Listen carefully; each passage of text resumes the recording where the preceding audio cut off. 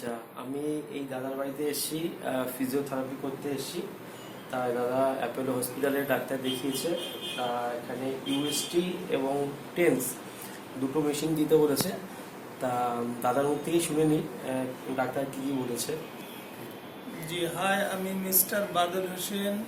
আমাকে ওই অ্যাপোলো হসপিটালে এই লেফট হ্যান্ড সাইড জয়েন্টে, হিপ জয়েন্টে প্রবলেম, শোল্ডারে আমি ওখানে ট্রিটমেন্ট নিয়েছি।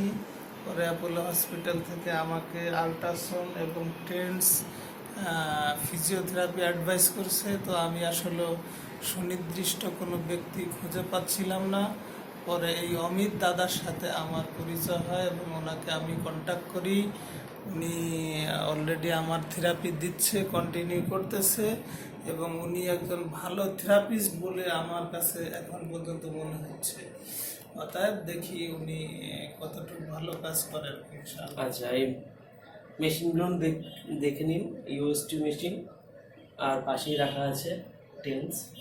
এই দুটো মেশিন দিতে বলেছে ডাক্তারবাবু। তা ওনাকে থেরাপি দেওয়া হচ্ছে। তা এরকম চলবে মোটামুটি 2 সপ্তাহ মতন চলবে, বা 2 সপ্তাহ বেশিও হতে পারে। জি, ওনার এখানে এখানে একটা ইঞ্জেকশন পুশ করেছে। এখানে প্রচণ্ড পেন ছিল, তারপরেও হালকা পেন আছে। তার জন্য থেরাপিস্ট ডাক্তার সাজেস্ট করেছে। একদম লাইভ দেখানো হচ্ছে।